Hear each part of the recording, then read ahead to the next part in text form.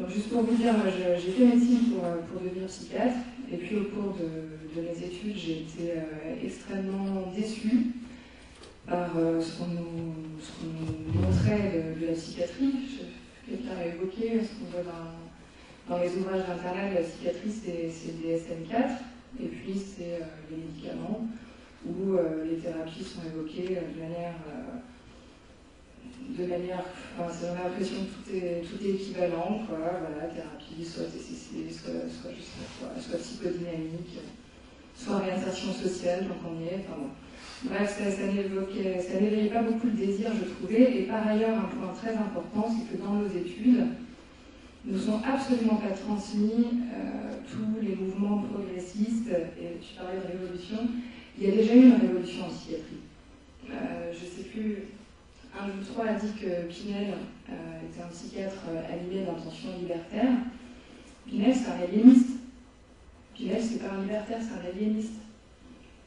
C'est le début de la psychiatrie asilaire, Pinel. La révolution en psychiatrie, ça a été au moment de la Deuxième Guerre mondiale. Ça a été un moment très important, au cours duquel des psychiatres résistants, pour certains revenants, des soignants, pour certains revenants en camp de concentration, se sont retrouvés dans des zones de résistance, comme l'hôpital de Saint-Elmo en Lozère, avec aussi d'autres personnes, avec des gens, avec des artistes, avec aussi, par exemple, notamment un psychiatre qui s'appelle Tosquelles, qui venait d'Espagne, condamné à mort en Espagne, qui est un anti-franquiste, appartenant au POUM, Parti ouvrier d'unification marxiste. Enfin bref, énormément de personnes se retrouvent à Saint-Elmo, et des révolutionnaires, on peut dire, et réinventent la psychiatrie. C'est-à-dire décide qu'il trouve dans la psychiatrie asilaire le reflet de ce qu'ils avaient vu dans les camps de concentration. Et il faut aussi savoir que pendant la Deuxième Guerre mondiale en France, il y a énormément de malades mentaux qui sont morts de faim. 30 000 qui sont morts de faim parce que on estimait que qu'ils étaient une sorte de quantité négligeable. C'était pas grave s'il n'y avait pas à manger pour eux dans les hôpitaux. Notamment à Lyon, Vignati, qui était le principal hôpital de mort. Ouais, notamment à Lyon, Vignati, tout à fait.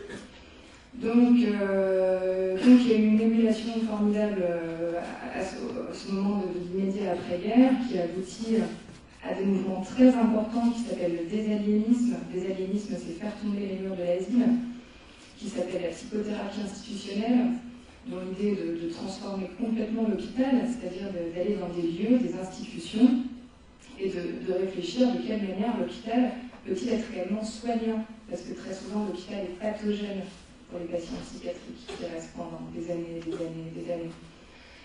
Et il y a eu aussi toute la politique de secteur, dont l'idée était de dire qu'il faut qu'on aille dans la ville, dans la cité, qu'il n'y a aucune raison que les malades psychiatriques. Et je dis le mot malade, il est très discutable, hein. Il n'y a pas un consensus sur le fait que la folie est une maladie, attention. Il faut aussi penser que la folie, c'est un être au monde.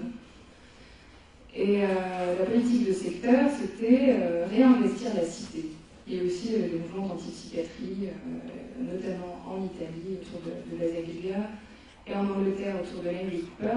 Tous ces mouvements sont, d'abord, c'est absolument passionnant sur le plan théorique. Ça a donné lieu à des expérimentations, des expériences qui sont passionnantes et qui existent encore maintenant, avec toujours autant de richesse, notamment la clinique de Jean-Louis, la clinique de Laborde, notamment la clinique de Saint-Martin-de-Vigneault, de travailleurs avec Bocobza. Et pourquoi je vous parle de tout ça? Parce que je traversais mes études de médecine et je n'en entendais jamais parler. Je trouvais ça quand même énorme. C'est-à-dire que c'était une espèce de table rase de tout ça, et j'avais l'impression qu'on nous présentait seulement effectivement le DSM-4, une série, un catalogue de troubles. Faire un diagnostic reviendrait à cocher les cases un patient avec une somme de symptômes, grosso modo, et la prise en charge d'une sorte de recette entre peut-être tel ou tel dosage de médicaments et telle ou telle technique psychothérapique, l'une ou l'autre. Enfin, voilà.